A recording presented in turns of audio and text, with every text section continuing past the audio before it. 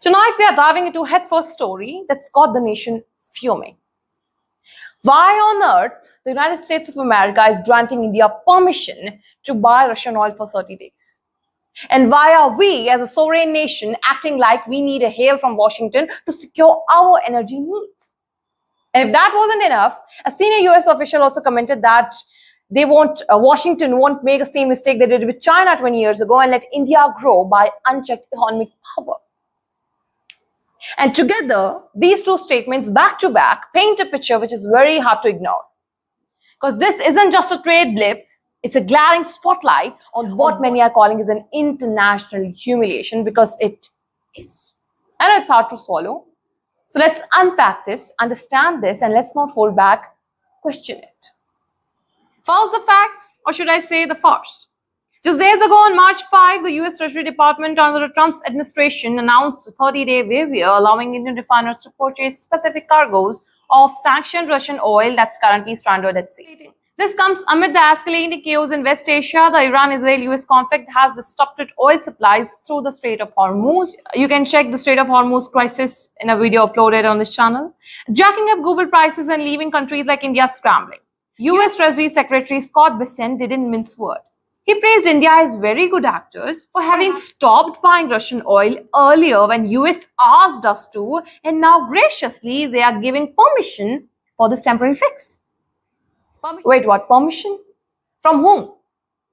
Last I checked, India isn't a US colony. But here's where the question starts piling up like unpaid fuel bills. Why does US get to play the global cop on our trade decisions?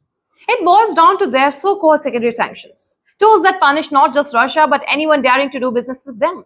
If Indian banks or companies ignore these, they risk being locked out of the US dollar system, which dominates global finance. It's emotional blackmail, plain and simple. And India, despite our boasts of being a Vishwaguru or global leader, has apparently bent the knee. We slashed Russian oil imports sharply under the US pressure and even faced 25% penalty tariffs on our goods last year. Now, with the Middle East in flames, Washington flips the scripts and allows us an easily 30-day breather. Layer on the even sharper warning from Deputy Secretary of Christopher Landau at Razana Dialogue on March 5, right here in New Delhi. He said India should understand that we are not going to make the same mistakes with India that we made with China 20 years ago, in terms of saying, oh, we are going to let you know to be able to develop all these markets. And the next thing we know, you're beating us in a lot of commercial things. The US regrets opening floodgates to China, WTO entry, markets access, tech flows that fueled its rise as a rival. Now they're signaling caution. Deepened ties, trade deal nearing finish line, quad defense, but no unchecked advantages that could let India beat America commercially. America first means reciprocity on US terms, not full throttle support for India's ascent. This isn't covert, it's a stated policy. The US wants India as a counter to China in the Indo-Pacific, but economically they are setting boundaries to protect their edge. It's protectionism wrapped in partnership talk. And the opposition isn't buying the government spin that this is a diplomatic win for PM Modi. Congress leader Rahul Gandhi fired off on social media, sharing a clip from his February 26th parliament speech where he predicted exactly this. The US will tell us who we can or cannot buy oil from. Our Prime Minister will not decide. Spot on, wasn't he? Let's probe deeper. Is this way we are really helping India bridge a supply gap? Or is it the US ensuring their sanctions regime doesn't collapse under the weight of global chaos? After all, if oil prices skyrocket further, it hurts everyone, including American voters ahead of midterms. But for India, the real humiliation is our dependence. We have been buying discounted Russian oil since 2022 to keep fuel affordable for our citizens. Yet we are forced to play by US rules. Why haven't we accelerated alternatives like rupee-ruble trade or diversified supplies faster? Though External Affairs Minister Jaishankar gave a reply saying the rise of India will be determined by India, it will be determined by our strengths, not by the mistakes of others. But you know what? This too raises a difficult question. If our rise is determined by our strength, why does our economic decisions still seem to seek approval elsewhere?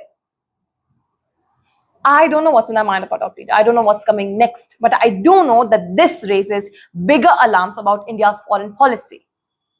Are we truly non-aligned? Or just aligned with whoever holding the economic whip?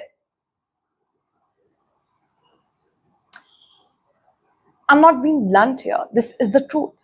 This is how it looks like.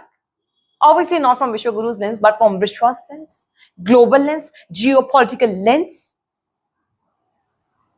And I know that not a lot of people will watch this. I know that not many people agree with this. And I know that quite a few people are bothered with it. But at this point of time, I can only raise my voice, and I'm happy that at least I'm trying. Because this bothered me and this matters to me. As this is international humiliation, as I say it is. Everyone can have their own point of view. I'm not forcing, mine on anyone, but it is what it is.